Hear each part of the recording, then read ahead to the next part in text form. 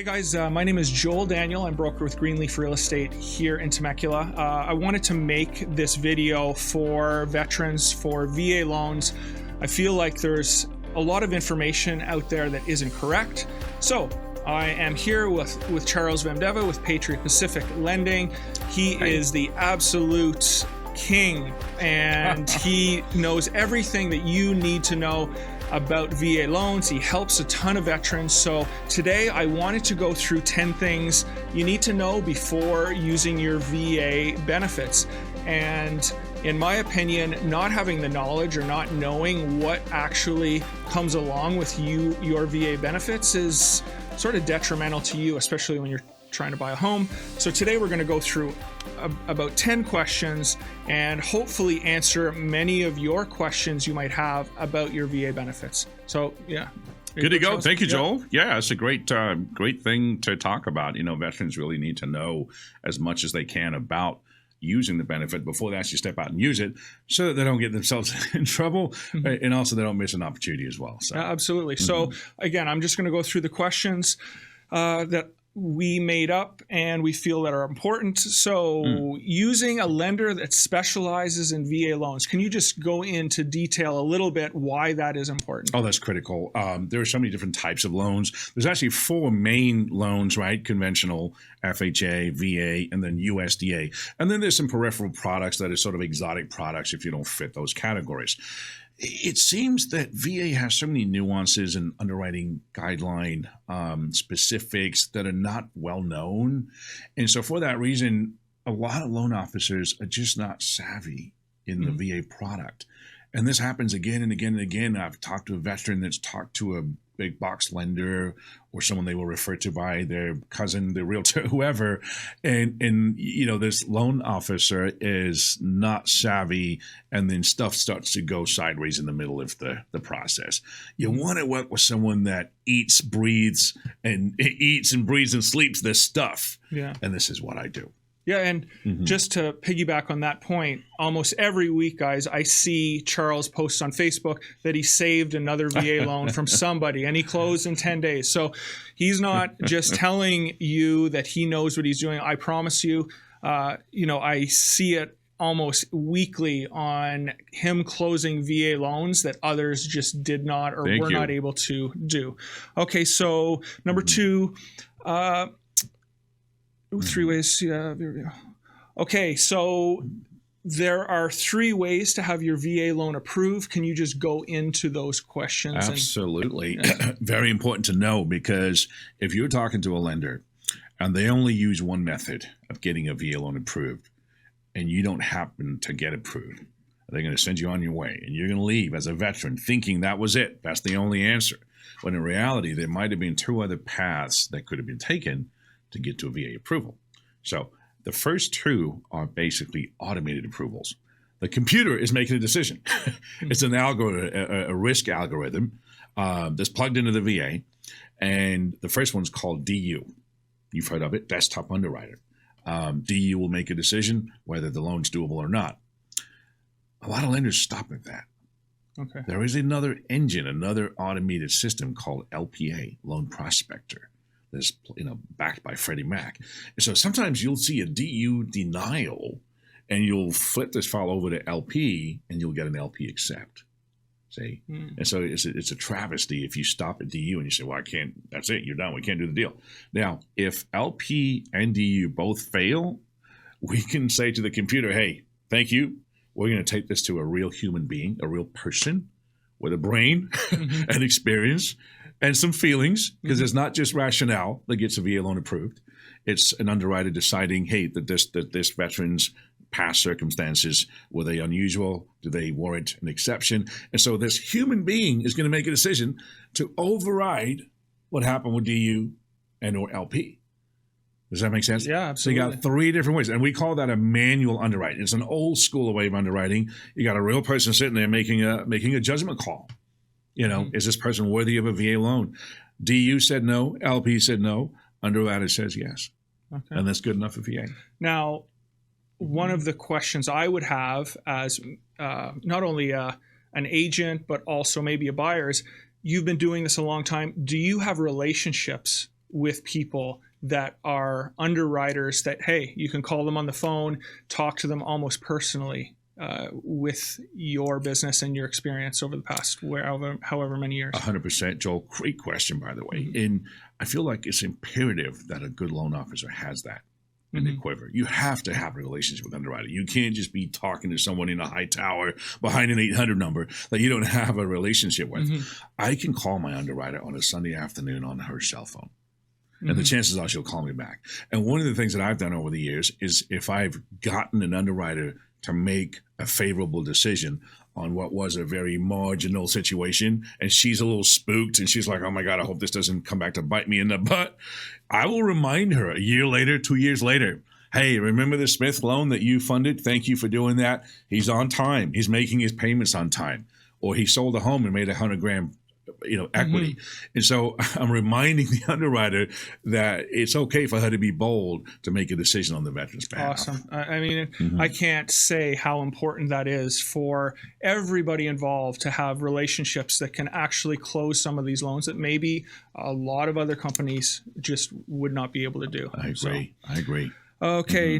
Number 3, can you talk a little bit about your military service, and is it sufficient for your entitlements to the VA? Yeah.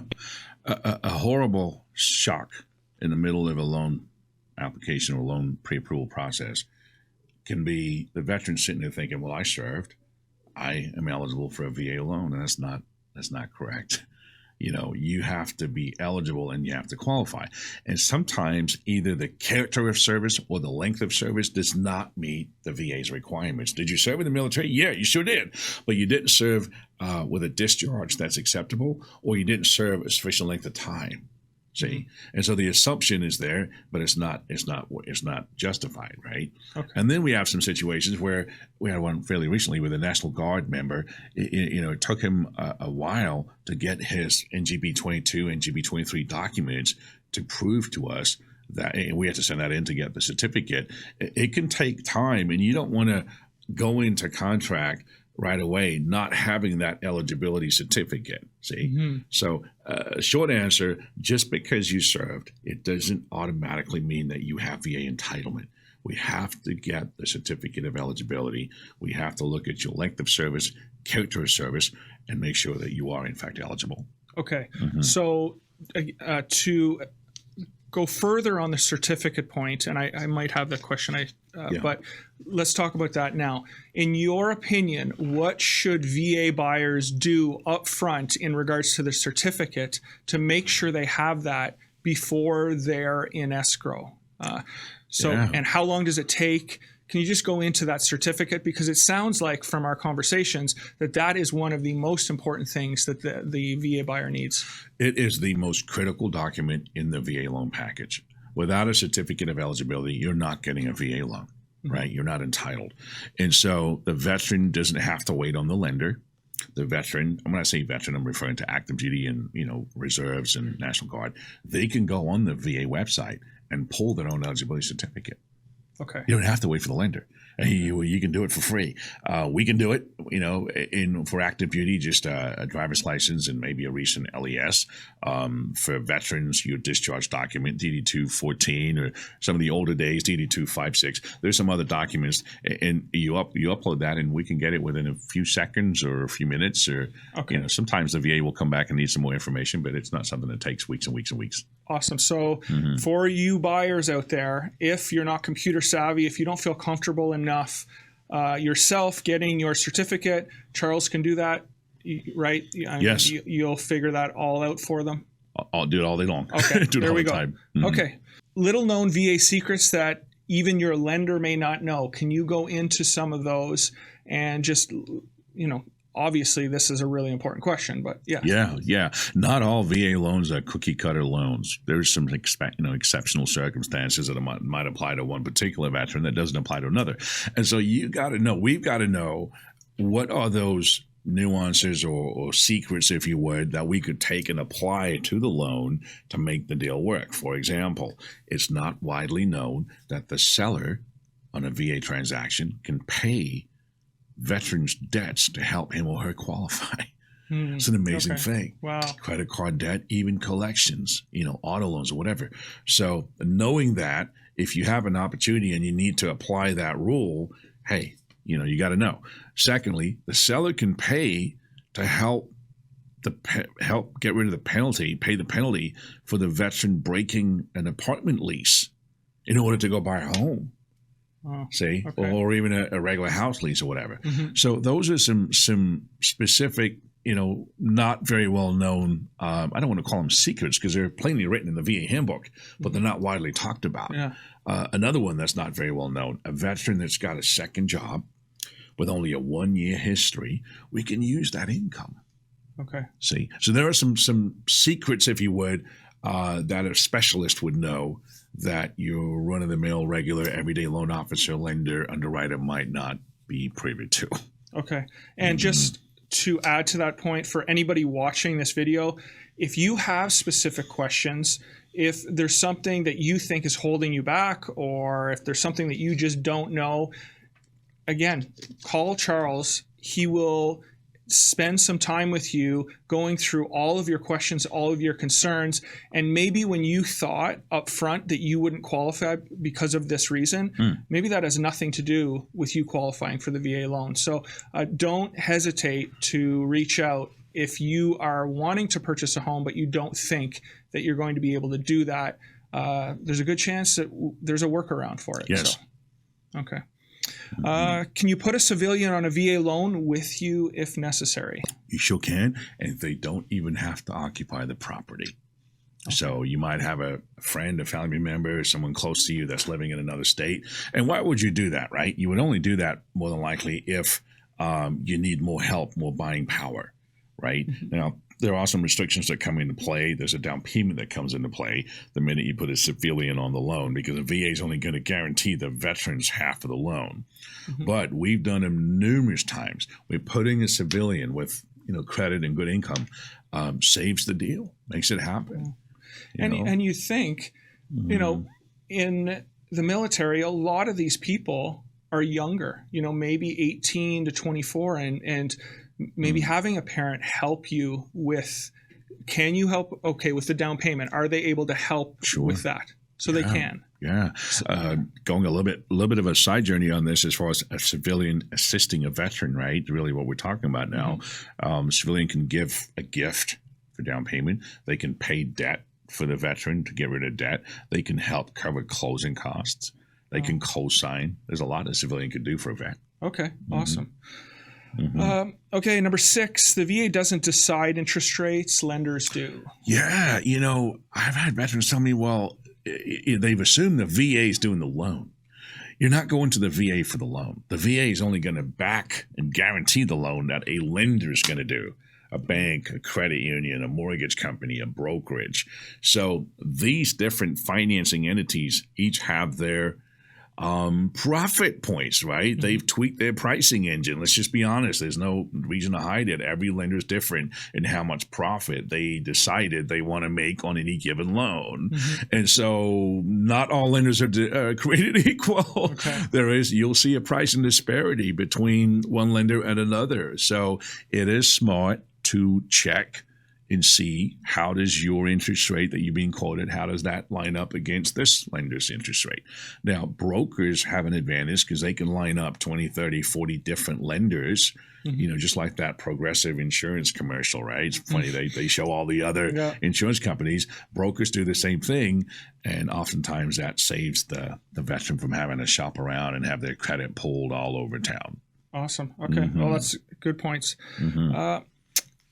Beware of lender overlays. Can you just explain those? You go into a restaurant to eat and you're wearing a T-shirt, and the guy in the front says, "I'm sorry, you can't come in because you're wearing a T-shirt." And the person leaves and they don't eat that. They had money in their pocket and they were hungry, but they didn't eat that day. Come to find out, the restaurant didn't have any such rule. It was the person at the front desk, right? That's what lender overlays are like. VA is the restaurant. The VA loan, that's the restaurant. You want to go eat. You want to get your loan, right? The lender is at the front desk saying, well, I need you to have a 620 score. Or I'm not going to do a loan on a manufactured home. or your debt to income ratio can't exceed this threshold. There's all these restrictions imposed that are not true VA guidelines. Does that make sense? Yes. They're the lender's preference. So we call that overlays. Okay. And the more overlays a lender has, the less likely you're going to be able to jump through all those hoops and get to the finish line. You really want to work with a lender that has minimal or no overlays. Okay. In order to make sure that you can, as a vet, access the true guidelines. Otherwise, what you're really looking at, Joel, is a mutant VA loan. Oh, yeah. Okay. You know? I got you. Mm-hmm. And, you know, I would guess that you having relationships with maybe many different lenders or VA lenders, you're able to find the lender with the least amount of overlays. Absolutely, 100%. And sometimes we do go to a lender that has a specific overlay because that overlay doesn't hurt our file. Okay. See, the lender might say, well, we're not going to go over 60% debt to income ratio. And my veterans ratio is 33. Well, that overlay is not going to impact me negatively. Yeah. And they have great pricing. Oh, so you're right. We would navigate the file to whoever is going to fit the veterans,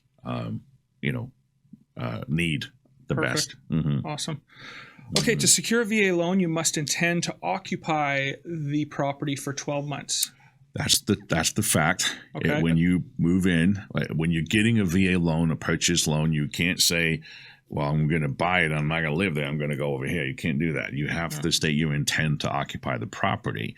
Well, what happens once you move in and you get orders to move to another duty station, or God forbid you got divorced and you guys part ways or something happened?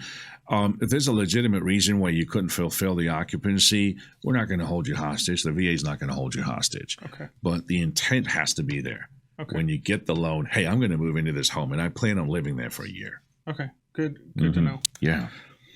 Okay. There are many types of homes you can buy using the VA loan. I did a class one time on Camp Pendleton, Marine Corps Base, and the service member decided he wanted to buy a dome home. And I was like, what in the heck is that? Sure enough, the agent sent me the listing. I'm like, wow, that looks pretty amazing. And I checked with underwriter, is this where can we do this? They're like, yeah, we can do it.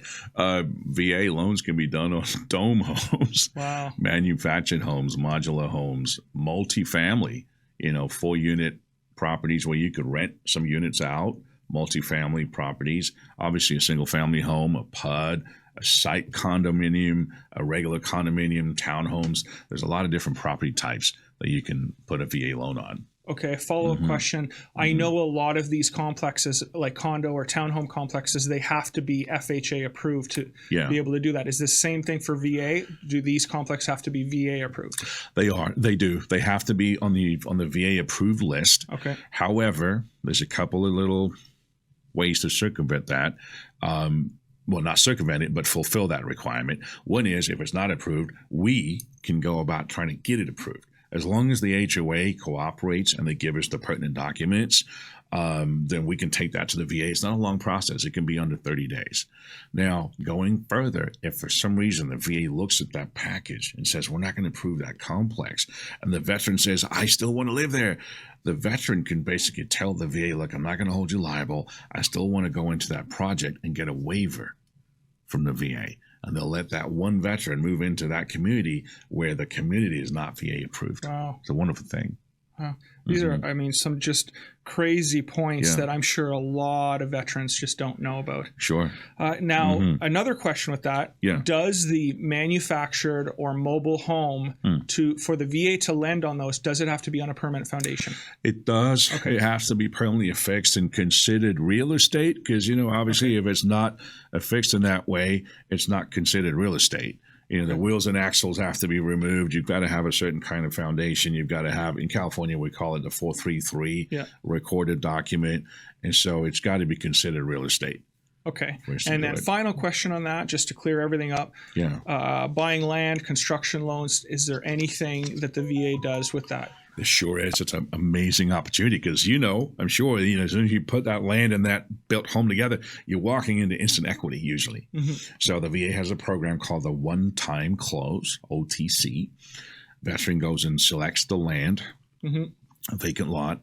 Veteran goes and selects a licensed general contractor.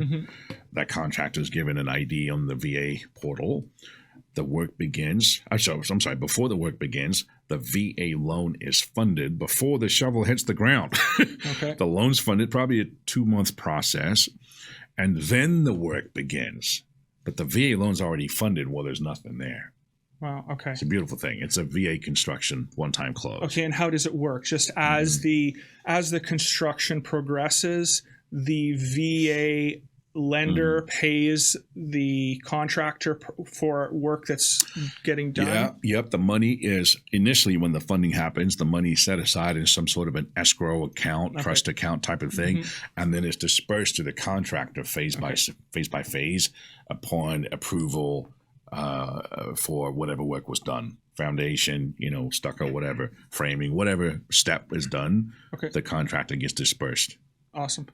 Okay, and finally, you can purchase a home with your VA loan even if you are deployed or at another duty station. Yes, it's a great opportunity. A lot of service members, they want to close on a home while they're not here, right? And so you can use the power of attorney. Now, obviously, occupancy becomes an issue. Right, you're over in Afghanistan, or you're over in Iraq, or you're over wherever you're at. How and when are you going to move into this property? Now, if the deployment orders give a specific date when they're going to come back, usually an underwriter is going to work with that as long as it's less than 12 months. Okay. Or if that service member is deployed but married, the spouse moving into the property satisfies the VA rule. Okay. See? Now, what if the service member's at a different duty station, right? Norfolk, Virginia. Here we're in Murrieta, California, right? So they're going to come from Virginia to here, but they're not going to move in for 9 months. Can you buy a house now, today? Yes, you can, as long as you, service member, can point to a specific event in the future and say, that's going to happen in my life on that date, and that's when I'm going to move in. And if that's acceptable, then we could do the VA loan. For example, I am retiring from service on September 27th, right? We're recording this in March. That's 6 months away. If we can point to that event, we can potentially do the VA loan and still close now and expect you to move in after you retire over there. Awesome. Okay, well, thank you so much. Sure. I learned something. I'm sure VA buyers here have learned something. Look forward to working with you on some VA loans or some more VA loans. And if you have any further questions, you can reach out to myself at Greenleaf Real Estate here in Temecula, or Charles, Patriot Pacific Lending. The office is in Murrieta. But thank you very much. You're so welcome. Great discussion. I think it's great information that we need to put out there. Thank you for the opportunity. Awesome. Thank you.